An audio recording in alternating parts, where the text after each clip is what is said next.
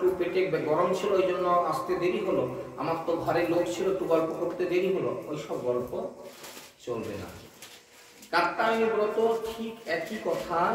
এরা একটা সময়ে উঠে যেতেন এবং সবাইকে ডাকাডাকি করে একসঙ্গে গেলেন। 1 মাস ধরে আহার্য কি ছিল? চেরু হব্বিষ্যম ভুঞ্জানা, হব্বিষ্যান্ন ঘৃত মিশ্রিত আতপ অন্ন, একবার মাত্র, দিনে মাত্র একবার, রাত্রিকালে নৈবচন, রাত্রিতে আহার্য নিষেধ। এখন এগুলো নিয়ে একদম যদি আমরা পুঙ্খানুপুঙ্খ আলোচনা করি তাহলে অনেক সময় লেগে যাবে। তবুও এই জায়গাটায় কিছু কথা না বললে নয়। কেন নিয়মটাকে এরকম করতে হয়? কেন হয়তো খাওয়া দাওয়া ভালো করলেই তো আমার মনটা বোধহয় ভালো থাকতো না, কেন নয়? কারণে এই, যদি আপনারা রাত্রিতে অন্ন গ্রহণ করতেন, এই যে যারা ভোর 4:30টায়, আমি তো প্রত্যেকদিন এসে দেখি, আমার বরং কখনো 1-8 মিনিট দেরি হয়ে যায়, কারণ আপনারা অনেকেই জানেন আমার বাড়িতে একটু বিগ্রহ সেবা আছে, সেই সেবাটা করে তারপর আসতে হয়, কাপড় ছেড়ে আবারও ইত্যাদি করতে একটু হয়তো কখনো একটু লেট হয়ে যায়। কিন্তু আমি খুব অভিভূত যে আমার সঙ্গীরা এরা কিন্তু পাঞ্চুয়াল। আমি এসে দেখি যে এরা সব কিছু রেডি করে দাঁড়িয়ে আছে, খুব ভালো লাগে যে এরা পাঞ্চুয়াল পারে, খুব আমি ধন্যবাদ।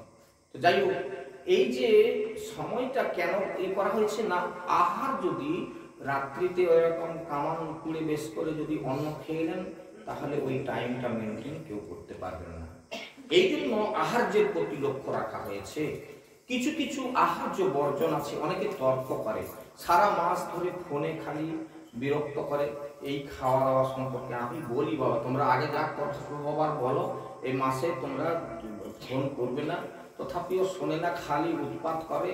এরা খালি গোলমাল লোক আছে, খালি গোলমাল করবে। বিভিন্ন জায়গাতে ভক্তরা আছেন, তারা এরকম বিভিন্ন রকম প্রশ্ন করে, এই খেলে হয় না, সেই খেলে হয় না, আচ্ছা প্রভু এরকম যদি খাই কেমন হয়, এটা করলে কি হবে, ইয়ে নষ্ট হবে নাকি?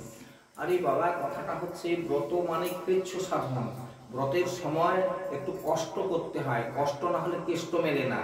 সেই জন্য ব্রত মানে হচ্ছে কৃচ্ছ সাধন, একটু কষ্ট করতে হয়। সে খালি বলে বলে কেন কুঁদরি তো খাওয়ার কথা লেখা নাই, ঝিঙা তো খাওয়ার কথা লেখা নাই। ওরে বাপ, এত সব কেন প্রশ্ন তোমাদের? শুধু কি খেলেই চলবে? এখন যদি বলি যে তৈল বর্জন, এই যে যত তেল, এর যে মানে ভেজাল তেল খেয়ে মানুষের মতি গতি তো পরিবর্তন হয়ে যাচ্ছে। আপনি যেটা খাবেন ওটা আপনার চরিত্রের মধ্যে প্রকাশিত হবে, ওটা আপনার মানসে চলে আসবে। সুতরাং আমি যে কথা বলি যে প্রত্যেকে এই তেলগুলোকে বাদ দিয়ে দেবেন। এখন যদি অন্যান্য ইত্যাদি রান্না করেন তখন এবারে তেল তেল প্রয়োজন হবে। সে বলে লাল খাইনি, সাদা খাই, সাদা খাইনি একদম কলের জলের মতো খাই। ওই সবগুলো গল্প করে কিছু লাভ নেই বাবা। কথাটা হচ্ছে যে একটু কষ্ট করো না, এইটাই হচ্ছে শেষ কথা। যতটা কৃচ্ছ সাধন করতে পারবে ততটাই ভালো। নিজেকে পরিষ্কার রাখার জন্য, মনকে শুদ্ধ রাখার জন্য আমাদেরকে কষ্ট করতে হয়।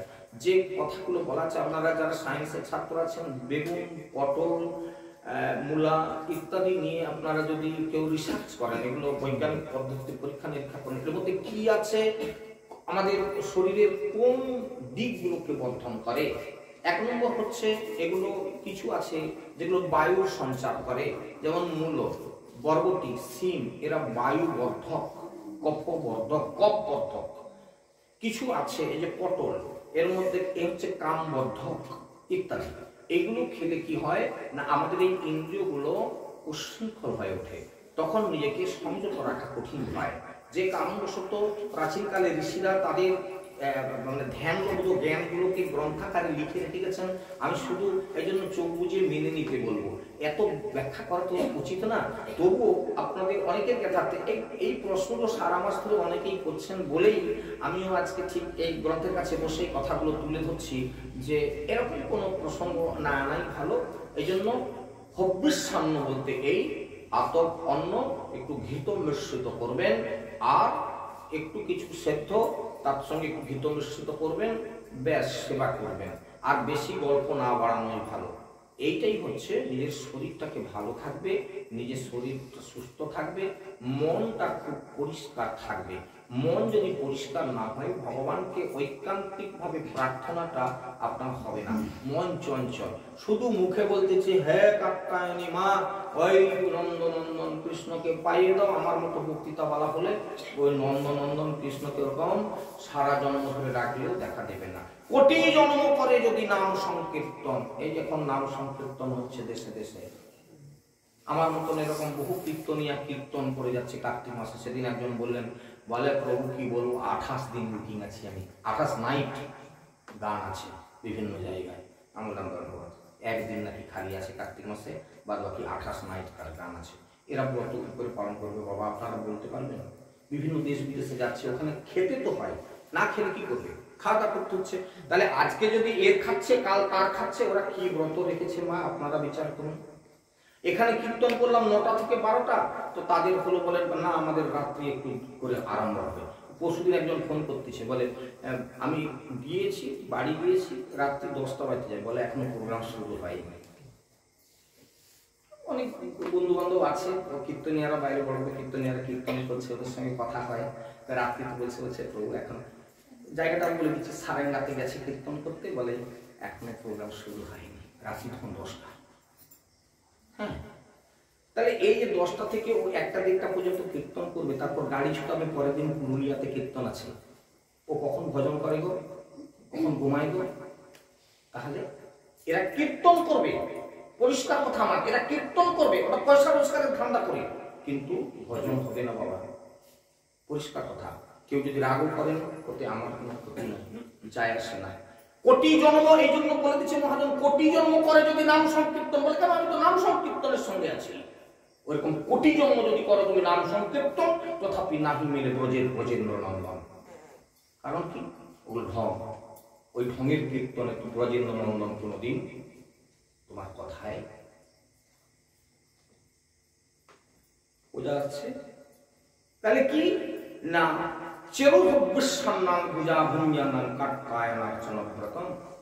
তাহলে এইভাবে নিজেকে সংযত রেখে, আহার সংযত রেখে প্রত্যেক দিন ভোরের বেলা অতি প্রত্যুষে উঠে মা কাত্যায়নীর কাছে 1 মাস প্রার্থনা করলেন। ফলটা কি? এবার হাতে হাতে ফল নেন। ভাগবত বলছে, আমি বলছি না। এই জন্য ভাগবতকে সুদৃঢ় বিশ্বাসের সঙ্গে, শ্রদ্ধার সঙ্গে শ্রবণ করুন, বিশ্বাস করুন, ফল পাবেন।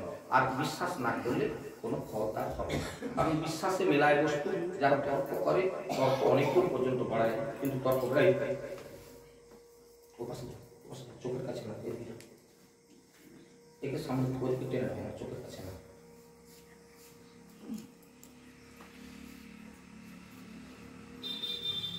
एवं मासंग व्रतंग चेरु कुमार जो कृष्ण चेतस भद्रकालिंग समार चूर भुजान्यन दसूतपति। 1 মাস ভদ্রকালীর কাছে এইরকম অত্যন্ত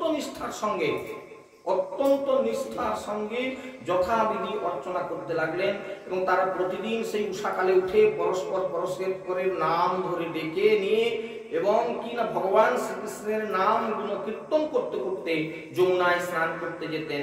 এইভাবে 1 মাস কাটানোর পর একদিন, কোন দিন, সেই একদিনটা কোন দিন, সেটা হচ্ছে ব্রত সমাপনের দিন। প্রত্যেকটি ব্রত করলে ব্রতের একটা পারণ আছে। এই পারণ কল্পে, যেমন একাদশী ব্রত, একাদশী পারণ কল্পে 1টি 2টি মূর্তি ব্রাহ্মণ বৈষ্ণবের সেবা দিয়ে তারপরে অন্ন গ্রহণ করতে হয়। আমরা পারি না, এই জন্য করি কি না, অন্তত ব্রাহ্মণ বৈষ্ণবকে কিছু দান করে দেওয়া। সেরকম বৈষ্ণব বাড়িতে আসলেন না, তার জন্য একটা পাত্রে করে তুলে রেখা, যেটা তুলে রেখে যখন কোনো বৈষ্ণব আসলে দিয়ে দিবি, হ্যাঁ, বা কোনো ব্রাহ্মণকে দান করে দিবি, তুলে রেখে তারপর আহার্য করা ইত্যাদি, যে যতটা পারেন সেইভাবে করেন। এই যে 1 মাস ব্রত করছেন, যারা এই কাত্যায়নী দামোদর ব্রত করছেন বা নিয়ম সেবা ব্রত করছেন, তাদের ব্রত সমাপনান্তে একটা উৎসব আছে, অর্থাৎ সেদিন তারা আনন্দ করবেন। আর কি না, ভগবানের নাম গুণগান লীলা কীর্তন করবেন, আনন্দ করবেন, আর তার সামর্থ্য মতো 2-1 জন ব্রাহ্মণ বৈষ্ণবকে একটু সেবা দেবেন। এবং এই সেবা না দিলে তার ব্রত পূর্ণ হয় না। কিছু ভক্ত আছে, আমাকে অঘ্রাণ মাসে তাদেরকে একটা দিন দিতেই হবে, তাদের বাড়িতে গেলে তবে তারা ব্রত পালন করবেন। বলছে ঠিক আছে, আপনার 1 সপ্তাহ পরে আমাকে দিন দেন, সেদিন পর্যন্ত আমি অপেক্ষা করব। এরকম ভক্তরা আছেন, তারা অপেক্ষা করে থাকে।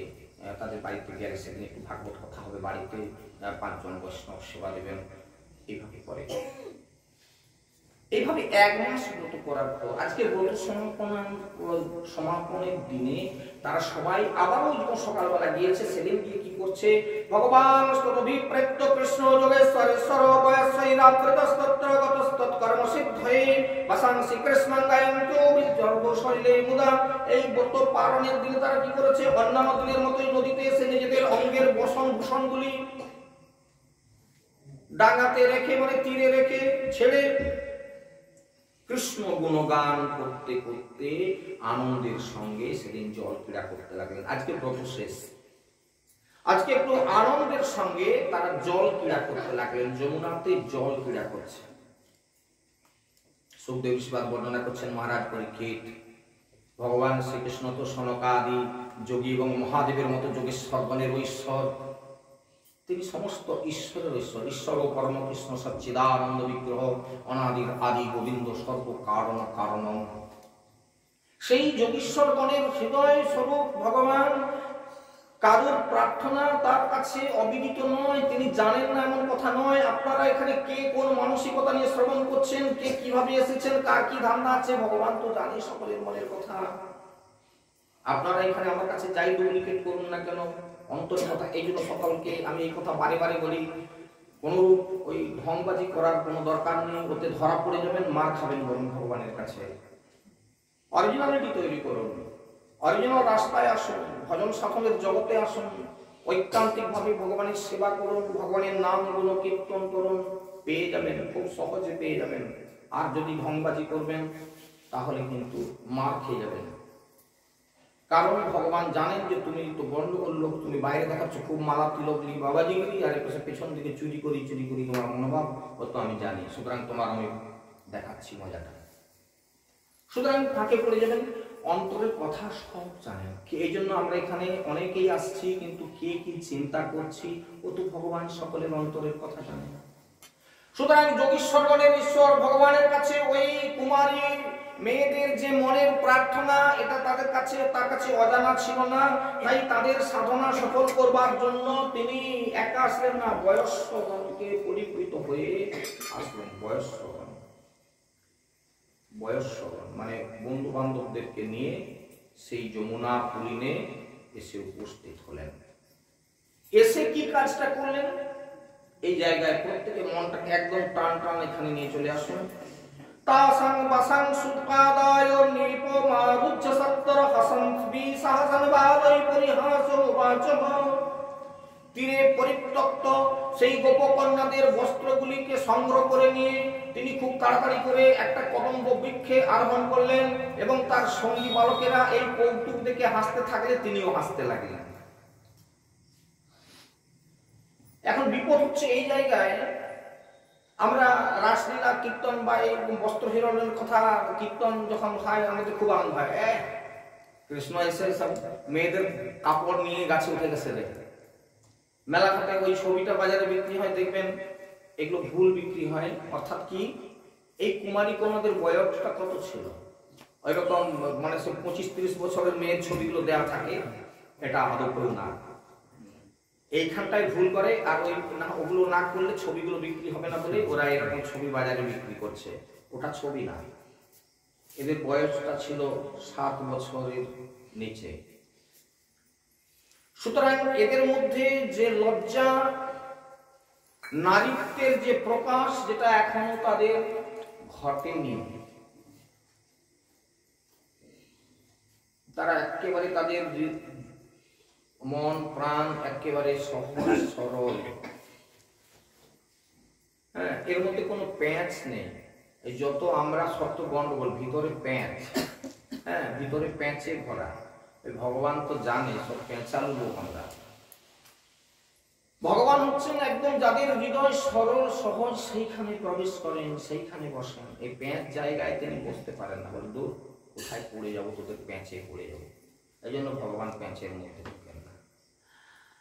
সেই গোপকন্যাগণের বস্ত্রগুলিকে নিয়ে তিনি তাড়াতাড়ি করে একটা কদম্ব গাছে চললেন। আপনারা শুনে অবাক হবেন যে মেয়েদের কাপড়গুলো তো নেওয়ার কি দরকার ছিল বাবা, হ্যাঁ মেয়েদের তারা মেয়ে ছেলেরা তারা নয় স্নান করছে, কাপড় চোপড় রেখেছে, দরকার কাপড় নেওয়ার দরকার কিছু। এটা নিশ্চিতভাবে আপনারা প্রশ্ন করবেন। আমি যদি প্রশ্নের উত্তরটা না তুলে ধরি তাহলে রাসলীলা শুরু হবে না। সেই জন্য অবশ্যই আমাকে এর গূঢ়ার্থ বর্ণনা করতে হয়। নময়দীত পরিবাগন অনুটাঙ্গত দিমে বিদু একৈক সপ্রচ্ছব্যং সহৈপাত সুমধ্যমাং তুস্সতৎস্খলিতং দৃष्ट्वा গোপ্য প্রেম পরিপ্লুতা বৃড়িতা প্রেক্ষোচানন্যং জাতো হাসনদুজ্জুজু। আস্তে আস্তে ওই কুমারীদের দিকে আগে বললেন, ওহে অবলাগণ, এই যে দেখো তোমাদের বস্ত্রগুলি এখানে আমার কাছে আছে, হ্যাঁ তোমরা ইচ্ছা মতো এখানে এসে নিজেদের বস্ত্রগুলো নিয়ে যাও। আমি সত্যি বলছি, কোন রকম তোমাদের সঙ্গে আমি পরিহাস করছি না। আর তোমরা তো জানো আমি কোনোদিন মিথ্যা কথা বলি না। হ্যাঁ আমি কারো আত্মা কেন বা তোমাদের সঙ্গে আমি পরিহাস করতে যাব। তোমরা গত 1 মাস যাবত ব্রত করেছো, বিশেষত ব্রত করলে দেখবেন, এই যে 1 মাস এইভাবে ব্রত করলে দেখবেন যে নিজে অনেকটা ক্লান্ত বোধ করছেন, অর্থাৎ ইন্দ্রিয়গুলো কিছুটা যেন ডুবে গেছে, নম্র হয়ে গেছে। দেখবেন আপনার ব্রত নিজেরা প্রতিপালন করে দেখুন, এরকম কঠিন যারা ব্রতের মধ্যে থাকবেন দেখবেন যে শরীরের শক্তি কমে গেছে, নাকি মনে হচ্ছে কাজকর্ম ভালো করতে পারছে না, যেন একটু দুর্বল দুর্বল ভাব। কথা মিথ্যা না, একবার মাত্র উদ্বিগ্ন গ্রহণ করে তারা এত নিয়মের মধ্যে আছে, সুতরাং তাদের শরীর তো অবশ্যই এরকম শিথিল হয়ে যাবে। তো সুতরাং আমি জানি যে তোমরা 1 মাস ব্রত করে তোমরা খুব ক্লান্ত হয়ে পড়েছো এবং শীতকাল তোমরা ঠান্ডা লাগছে, সেটাও আমি বুঝতে পারছি। সেই জন্য তোমরা উঠে এসে যার যার বস্ত্রগুলো নিয়ে যাও। এবারে একটু আলোচনায় আসি, বিশ্বনাথ চক্রবর্তীপাদের টিকা নিয়ে আলোচনা করি। রাধাবিনোদ গোস্বামী শ্রীমদ্ ভাগবতে যে বর্ণনা করতে গিয়ে বিশ্বনাথ চক্রবর্তীপাদ টিকা দিয়েছেন, সেখানে কি বলা হয়েছে, কেন এটা করলেন তিনি, এই কাজটা কেন করতে গেলেন? প্রথম কথা হচ্ছে, হে কুমারী কন্যাগণ, তোমরা যে আমাকে পতিত্বে পাওয়ার জন্য 1 মাস ধরে মা কাত্যায়নীর কাছে প্রার্থনা করলে, এই প্রার্থনা তো তোমাদের বিফলে যাবার নয়। এবং তোমাদের অন্তরের কথা আমি শুনেছি 1 মাস ধরে। আমার উচিত, আমি তো হৃদয়হীন নয়, আমি তো পাষাণ নয়, আমি তো পাথরের ঠাকুর নয়, তাই তোমাদের অন্তরের কথা আমার অবিদিত নয়। তো সেটা পেতে গেলে কি করতে হবে? সেটা পেতে গেলে আমাকে পতিত্বে বরণ করবে স্বামীর কাছে। আচ্ছা কেউ কিছু মনে করবে না, ওই যে বললাম যে প্রাকৃত চিন্তা কেউ আনবেন না, যে কথাগুলো বলছি কথাগুলো শুনে কেউ হেসে ফেলবেন না বা কেউ কোনো খারাপ মাইন্ড করবেন না। আচ্ছা, পতির কাছে পত্নীর কি কোনো লজ্জা আর কোথাও আছে? কোন রকম লজ্জা আছে? কোনো যদি থাকে, খুব মনন করবেন সবাই মিলে, যদি থাকতো পতি পত্নী দুজনের মধ্যে কারোর যদি লজ্জা থাকতো, তাহলে কি তাদের এই কান্তাকান্ত প্রেমটা সঠিক হতো, স্বামী স্ত্রীর সম্বন্ধটা সঠিক হতো? তাহলে তোমরা আমাকে পতিত্বে বরণ করতে চাও, সুতরাং ভগবান এসে কোথায় প্রথম হাত দিলেন? সেই লজ্জাটাকে সম্পূর্ণভাবে আগে ত্যাগ করতে হবে। এবার একটু জায়গায় চলে আসুন। আমরা এই কৃষ্ণ ভজনের জগতে আমার নিজের জীবনের ইতিহাস একটু এখানে ছোট্ট করে তুলে দিই। আমি যখন দীক্ষা নিয়ে প্রথম গুরুদেব আমাকে তিলকার্ণিক দিলেন, বাড়িতে পুজো করার সময় তিলকার্ণিকটা করতাম, তারপরে বাইরে বেরোলে মুছে দিয়ে যেতাম, আমার একটু লজ্জা ছিল। মালাটা করতাম ফোল্ডিং সিস্টেমে, ফোল্ডিং বোঝেন, মানে খুলে দিতাম আবার লাগিয়ে দিতাম। কলেজে পড়াশোনা করতাম, কলেজে গেলে যদি এরকম তুলসীর মালা এরকম বলায় থাকে আর কি, তার জীবন রাখা দরকার। দেখবেন একবার আজকালকার ছেলেমেয়েরা, তবে এখন চালু হয়ে গেছে, এখন চালু হয়ে গেছে। আমার ছেলেমেয়েরা কলেজে ওদেরকে জিজ্ঞাসা করি, বলি কি রে তোদেরকে কেউ এরকম করে নাকি? যেমন আমার ছেলের যখন আমি প্রথম সংস্কার দিয়ে মাদ্রাসা স্কুলের ছাত্র ছিল, তো একদিন নাকি কেউ শিক্ষা করে টেনে দিয়েছে।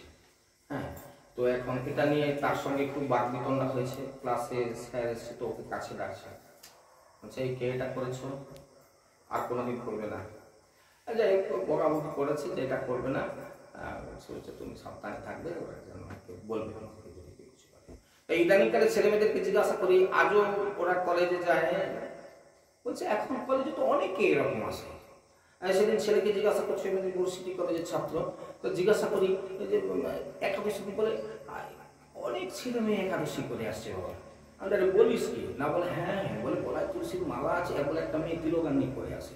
আমি আরে বাবা, ভাবুন এরা উচ্চশিক্ষিত হচ্ছে, কিন্তু এটা আগে মানে আজ থেকে যদি 25 বছর পিছিয়ে যায় আর কি, এতটা ছিল না। এখন কিন্তু অনেকেই, আমি দেখে অভিভূত হয়েছিলাম। আমি বোরাসিনী হাই স্কুলে একদিন ছুটির সময় দেখলাম যে একটা মেয়ে ওই পাশে বাড়ি চলে যাচ্ছে ওইদিকে, আমি ওই পাশে পাঠ করতে গেছিলাম, ফিরে আসছি, তো দেখলাম যে বিকেল 3:30-4টার দিকে সে মেয়েটা তিলগান্নি করে স্কুলে আসছে।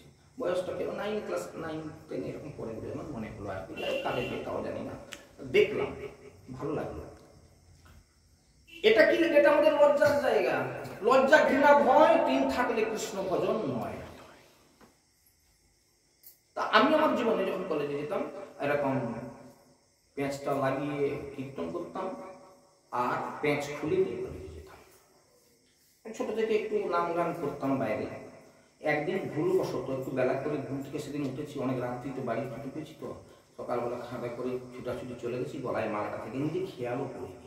হাই সেদিন কি কপালে জুটলো আমার। এবং সেই দিন থেকেই এবং সেই ঘটনা থেকে আমার লীলার কীর্তনের জগতে প্রবেশ, একটা পথ খুলে গেল।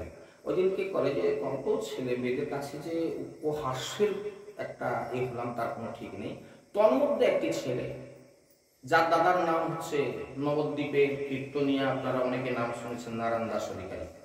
সেই নারায়ণ দাস অধিকারীর ভাই আমাদের ক্লাসমেট ছিল, ওর সঙ্গে আলাপ হলো। ও বলছে তুমি সত্যি কীর্তন করো? আমি নাম গান একটু করি তো। তাই গলায় মালাটা খুলতে ভুলে গেছি, কালকে অনেক রাত্রিতে এসে ঘুমিয়ে পড়েছিলাম। তো বলে একদিন আমাদের বাড়িতে চলো না, দাদার সঙ্গে একটু আলাপ করিয়ে দেবো, আমার দাদা কীর্তন করে খুব ভালো। তাই তো কয়েক মাস ওই বর্ষার সময়টা বাড়িতে আসে। ওই বাড়িটা ছিল মুন্ডুমারি থেকে কিছুটা ভিতরে, ওই মুন্ডুমারি বললাম ওই জামনা ওই কাছাকাছি। তো যাই হোক, তো একদিন ক্লাস ডিসলভ হয়ে যাওয়ার পর ওর সঙ্গে গেলাম এবং দাদার সঙ্গে আলাপ হলো। আমি যখন তাকে বললাম যে আমি একটু কীর্তন একটু দেখান না আমাকে দাদা, বলে এসব করবে না, তুমি পড়াশোনা নষ্ট হয়ে যাবে বলে আমাকে খুব বকাবক করলেন। তারপর কি শিখবে, খাতাগুলো ফেলে দিল একটা একটা, সব প্রত্যেকটা ডায়েরিতে মানে একটা লীলার উপরে এক একটাই আছে, এরকম 35-40টা আছে ডায়েরি, সব স্ট্যাক দেওয়া আছে, এক একটা ফেলে দিল, কিটা শিখবে। আমি তো তার মধ্যে থেকে একটা খাতা নিলাম, বলছে দেখো খাতা নিয়ে যাও, ক্ষতি নাই, আমার ভাইয়ের সঙ্গে তোমার বন্ধুত্ব আছে খুব ভালো, কিন্তু কোথাও ছেঁড়াছেড়ি না করবে। আমি আচ্ছা ঠিক আছে, কোনো কথা না। এই শুরু আমার জীবনের। তাহলে ওই মালা থেকে এই যে লজ্জা, এই ফোল্ডিং সিস্টেম, আমার জীবনের একটা ঘটনা ঘটেছিল। একদিন এই মন্দিরের যিনি আমাদের অধ্যক্ষ ছিলেন একটা সময়, তিনি প্রাপ্তি হয়েছেন গৌর সুন্দর দাস অধিকারী মহাশয়। তো তিনি সঙ্গীত বিদ্যালয়ে বাদ্য শেখাতেন। তো আমি সঙ্গীত বিদ্যালয়ে যখন সঙ্গীত শিক্ষা করি তখন ওনার সঙ্গে প্রায় কথাবার্তা হতো। তো একদিন আমি ওনার আগের দিক দিয়ে যাচ্ছি, তিলকানিকটা মুছে দিয়ে উনি আমাকে ধরেছেন, দাঁড়াও, তোমার গুরুদেব তোমাকে আর্নিক দেয়নি? দিয়েছিল তো করনি কেন? আমি পুজোর সময় করি। ও তারপর মুছে দাও। আমি আর কিছু বলিনি। ও গিয়ে আমার গুরুদেব, মানে ওনার সঙ্গে আমার গুরুদেবের খুব সখ্য ভাব ছিল, আমার গুরুদেবকে গিয়ে রিপোর্ট করেছে আর কি। পরের দিনকে মানে পরের বাড়িতে কয়েকদিন পরে যখন গুরু বাড়িতে গিয়েছি, গুরুদেব বলছেন শোনো তোমার উপর একটা নির্দেশ আছে, তুমি তিলকান্বিত করে আসলে আমার এই বাউন্ডারির মধ্যে প্রবেশ করবে, নাহলে প্রবেশ করবে না।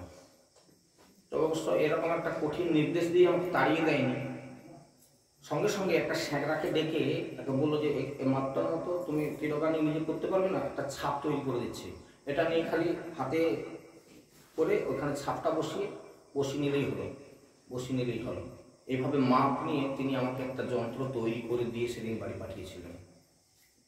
এই গল্পটা আপনাদের কাছে করলাম কেন না, এইরকম আমাদের যদি লজ্জা থাকে তাহলে কৃষ্ণ ভজনের পথে এগুলো বাধা।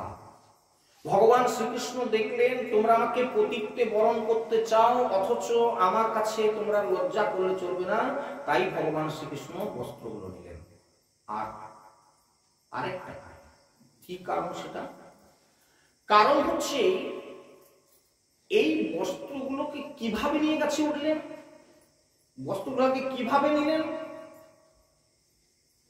সব একটা একটা করে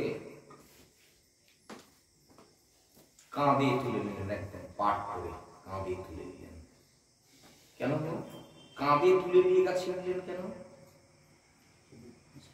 বিবাহের কালে যারা বৈদিক মন্ত্র উচ্চারণ করে বিয়ে করেছেন, মানে পালিয়ে বিয়ে যাদের নয় আর কি, কিছু মনে করবেন না, তো তারা এই বৈদিক মন্ত্রের মধ্য দিয়ে স্ত্রীকে গ্রহণ করার কালে যে মন্ত্রটা উচ্চারণ করেছেন, কেউ জেনে কেউ না জেনে, কেউ অর্থ না জেনে ইত্যাদি। অর্থ বেশিরভাগ লোকই জানে না, বেদের মন্ত্র আর বেদের মন্ত্রের কে আর অর্থ জানে?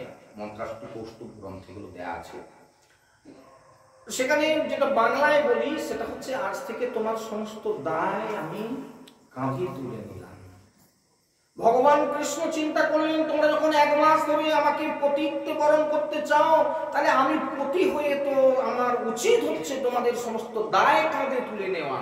তাই ভগবান কৃষ্ণ কাঁধে করে গোপীদের বস্ত্রগুলো নিয়ে গাছে চড়লেন। প্রত্যেকটা কথা সম্পর্কে পরিষ্কার না হলে রাস সম্পর্কে আইডিয়া আসবে না, সেই জন্য একটু যতটা সম্ভব বর্ণনা করার চেষ্টা করছি।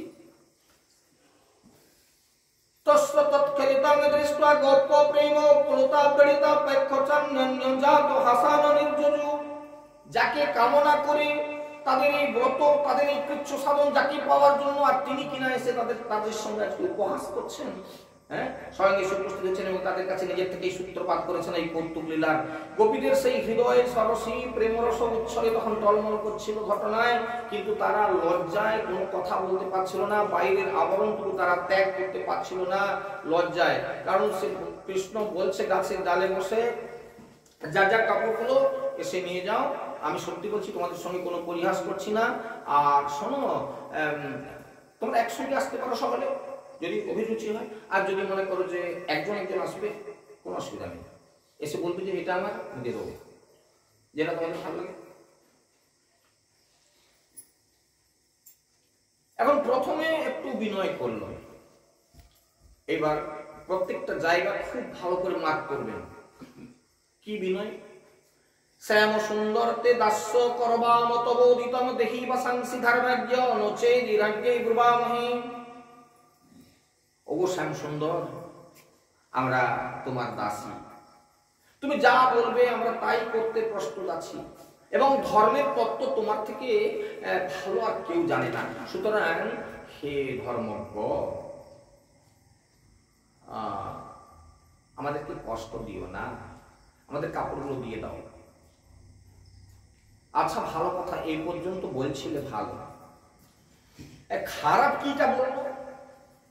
ব্রজগোপীরা একটা খারাপ কথা বলে দিয়েছে, এটা বলে দিয়ে দাঁড়ালে না হয় একটু ভালো হতো। অপেক্ষা না করেই সঙ্গে সঙ্গে বলে দিচ্ছে কি, দেখো আমাদেরকে কষ্ট দিও না, তাছাড়া তুমি ধর্মজ্ঞ, এই বৃন্দাবনের মাটিতে তোমার মতো ধর্ম তত্ত্ব, তোমার থেকে ধর্মের তত্ত্ব আর ভালো কেউ বোঝে না, সুতরাং আমাদের কাপড়গুলো দিয়ে দাও। লাস্টে একটা লাইন একটু ভুল বলে দিয়েছে। কি ভুল বলেছে? বলছে নয়তো কিন্তু আমরা নন্দ মহারাজকে গিয়ে অভিযোগ জানাবো। এই মাথা বিগড়ে গেছে। তখন ভগবান এবার কথা বলতে আরম্ভ করেছে আবার। ভবত্ত যদি মেদাস্য ময়ত্তং বা করিষ্যত অত্রাগত সবাংসাসি প্রতিচ্ছন্তু সুচিস্মিতা। এই কুমারী কন্যাগণ, তোমাদের হাসি কি বড় সুন্দর লাগে দেখতে। হ্যাঁ দেখো, তোমরা যখন নিজেদেরকেই আমার দাসী বলে স্বীকার করছো এবং আমি যা বলবো তাই করবে বলে অঙ্গীকার করছো, তাহলে এখানে নিজেদের কাপড় নিয়ে যাও। আর তোমরা যেটা কথা বললে যে নন্দ মহারাজাকে গিয়ে রিপোর্ট করব, রাস্তা কি আমার একা? রাস্তাটা খোলা আছে, যাও না। যাদের উঠে এসে কাপড় নেওয়ার ক্ষমতা নাই, তারা দেখাচ্ছে আমাকে ধমকানি দিচ্ছে, বাবার কাছে গিয়ে নালিশ করবে। কথা তো মিথ্যা নয়, একটু বড় ভুল বলা হয়ে গেছে, মানে এটা না বললেই ভালো হতো। হ্যাঁ, মানে সত্যিকারই লজ্জায় উঠে এসে কাপড় দিতে পারছি না, আর এতটা রাস্তা যাবো কিনা নন্দ মহারাজাকে অভিযোগ করতে, ঠিকই তো ভুল হয়ে গেছে। তখন এবার ক্ষমা চাইতে হবে মহারাজ পরীক্ষিত। তখন বলছে মহারাজ পরীক্ষিত, গোপকন্যাগণ তখন সত্যি শীতে একটু কষ্ট পাচ্ছিল। অক্ষাংশের সংক্রান্তি, কম বেশি ঠান্ডা তো বেশ ভালোই ঠান্ডা। অজ্ঞান সংক্রান্তি মানে ভালো ঠান্ডা, বুঝতেই পারছেন। তত জলাহসৎ সর্বাদরিকা শীত পিতা পানিভ্যাং জনিমা ছাদ্য প্রত্যুত্তরী শীত কর্ষিত, তারা শীতে অত্যন্ত কাতর হয়ে পড়ছিলাম এবং সর্বাঙ্গ তাদের কম্পিত হচ্ছে। ভগবানের কথা শুনে তারা অবশেষে উপায় তো নাই, এখন একটা ভুল বলা হয়ে গেছে, অবশেষে তারা কি করলেন না, দু হাতে করে নিজেদের লজ্জাস্থান থেকে কেউ এরকম কেউ এরকম লজ্জাস্থান থেকে উঠে আসলেন। কিরকম উঠে আসবে? এরকম কি সুন্দর হয়ে দাঁড়াতে পারবে? সে তো এরকম করে আছে, এরকম করে আছে। ভগবান দেখলেন যে এদের লজ্জা তো দূরীভূত হয় নাই, একেবারে লজ্জার শেষ সীমা পর্যন্ত। দেখুন, প্রথম কথাই স্বামী স্ত্রীর মধ্যে কোনো লজ্জা যে থাকে না, একেবারে এখানে এসে কান্তাকান্ত প্রেমের প্রথম ধাপেই, কান্তাকান্ত প্রেমের প্রথম ধাপেই লজ্জাটাকে একবারে পরিষ্কার করে দেওয়া হচ্ছে, ত্যাগ করিয়ে দেওয়া হচ্ছে। তারা উঠে এসেছিল এরকম ঢাকা ঢুকিয়ে, কিন্তু ভগবান তখন আবার একটা নতুন খেলা খেললেন। বলছে, ব্রজ সুন্দরীগণ, তোমরা উঠে এসেছো, আমার কথা শুনে আমার দাসী হতে চাও, সব কথা খুব ভালো লাগলো, কিন্তু আসলে তোমাদের ব্রত খুব ভালো হয়েছে, কিন্তু তোমাদের অজান্তে একটা ভুল হয়ে গেছে। কি সুন্দর কথা, আপনারা খুব মন দিয়ে, কি ভুল হলো না? ভুল হচ্ছে তোমরা এই যে ব্রতকালীন উলঙ্গ হয়ে জলে নেমে স্নান করছো। আচ্ছা, তোমরা মনে করো এই জলের তো একটা দেবতা আছে, বরুণ দেব আছে না, জলের দেবতা। আচ্ছা, তাকে অবমাননা করা হয় না? তোমরা উলঙ্গ হয়ে জলে স্নান করছো, তাকে অবমাননা করা হয়ে গেছে। এরা কুমারী মেয়ে, মন সরল, বলে হ্যাঁ ঠিকই তো কথা, ভুল তো নয়, উলঙ্গ হয়ে জলে স্নান করছি মানে বরুণ দেবকে অসম্মান করা হয়ে গেছে। তাহলে এখন বরুণ দেব কোথায় আছে? তার কাছে গিয়ে ক্ষমা চাইতে হবে। কোথায় যাবো? জুয়ং বিবস্ত্রা যদপোধিত ব্রতা বেগাইতে উদ্দু হে দেব হিরণম বদ্ধাঞ্জলি মুদ্ধাপনুত্তয়ং হহস কৃত্বা নমঃ ধূপসনং প্রগিজ্যতাম।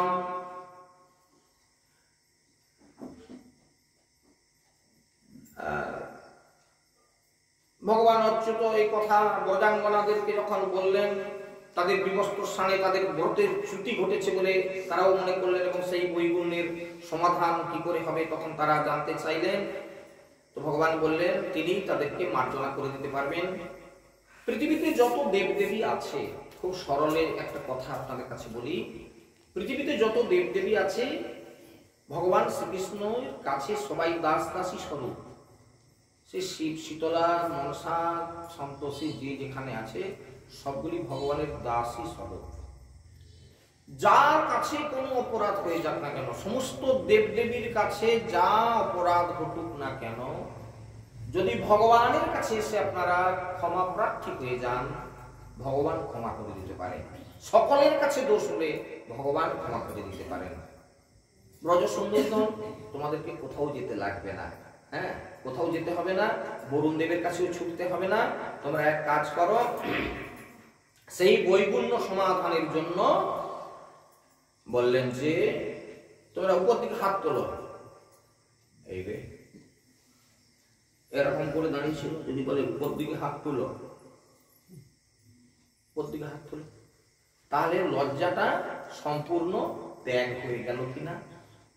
একেবারে সম্পূর্ণভাবে দুহাত তোলো, হাত জোড় করো, হ্যাঁ, এবং হাত জোড় করে তোমরা বলো যে আমাদের এরকম একটা ত্রুটি হয়ে গেছে, হে অচ্যুত আপনি আমাদেরকে মার্জনা করে দেন, ব্যাস তাহলেই হয়ে যাবে। এখন মেয়ে ছেলেরা খুব সরলমতি, একদম সরল মনে, তারা তখন দুহাত উপর দিকে তুললেন। সমস্ত লজ্জা, সেখানে বক্ষের লজ্জা হোক আর লজ্জা হোক, সব ত্যাগ করে দুটো হাত তুলে করজোড় করে বলছে, হে অচ্যুত আমাদের যা ত্রুটি বিচ্যুতি হয়েছে আমাদের ক্ষমা করুন। পরিহায় সবাসাংসি প্রেষ্ঠ সঙ্গম সজ্জিতা গ্রীব চিত্তানো চেলুস্তস্মিন লজ্জায়িতে ক্ষণা। আরেকটা কারণে জলে দাঁড়ানো অবস্থায় ভগবান তাদেরকে বস্ত্রগুলো দিলেন না। প্রত্যেকে কল্পনা করুন, আচ্ছা জলে আপনি দাঁড়িয়ে আছেন, শুকনো বস্ত্রটা যদি আপনার হাতে ফেলে দেওয়া হয়, আপনি বস্ত্রটা পরবেন কি করে জলে দাঁড়িয়ে? সুতরাং তোমরা উঠে এসো, তোমরা শীতে এমনিতে কাঁপছো, একটা শুকনো বস্ত্র তোমাদের নিশ্চয়ই পরিধান করা কর্তব্য, তো সেটা না উঠে আসলে কি করে হবে? এদিক থেকেও ভগবান তাদেরকে যুক্তি দেখিয়ে তাদেরকে উপরে উঠে আসতে বাধ্য করলেন।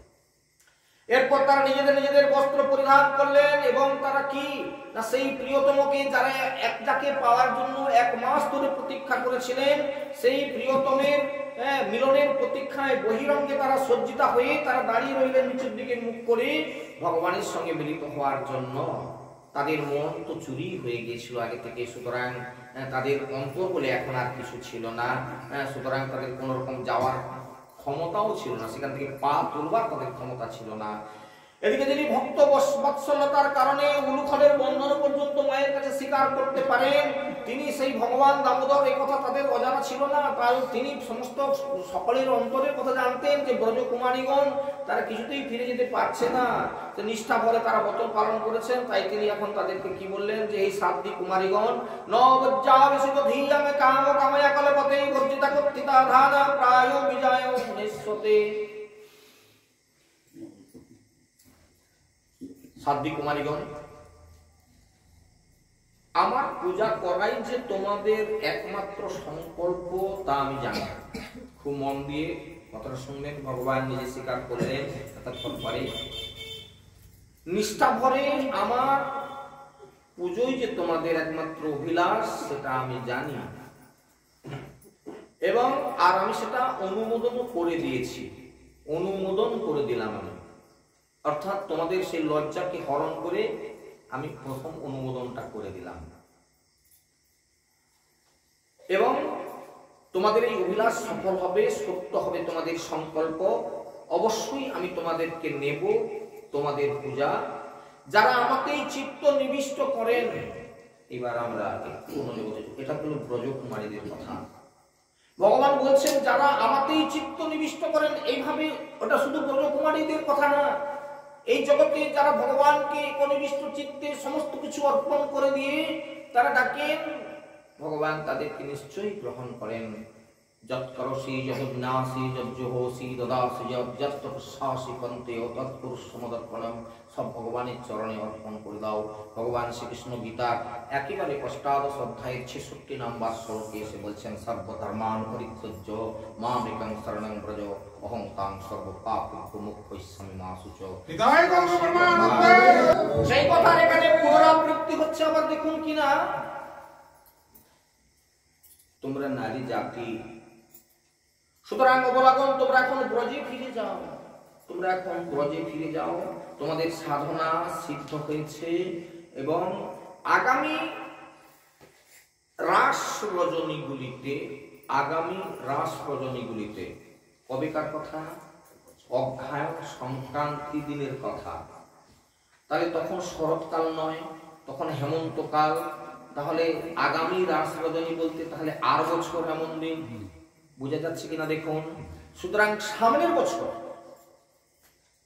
কথাটা হলো অগ্রহায়ণ সংক্রান্তিতে যে দিনটার উল্লেখ করলেন ভগবান কৃষ্ণ, সেটা আজকের রাত্রির কথা, তাহলে সেটা আগামী বছর পড়বে।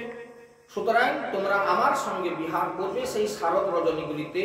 সতীবৃন্দ, তোমরা তো এই উদ্দেশ্যেই কাত্যায়নের পূজা করেছিলে, ব্রতের আচরণ করেছিলে, সুতরাং তোমরা এখন ব্রজে ফিরে যাও এবং যথোপযুক্ত সময়ে যথাসময়ে তোমরা তোমাদেরকে আমি গ্রহণ করব, তোমাদের সঙ্গে আমি রাস রজনীতে মিলিত হব। আজকে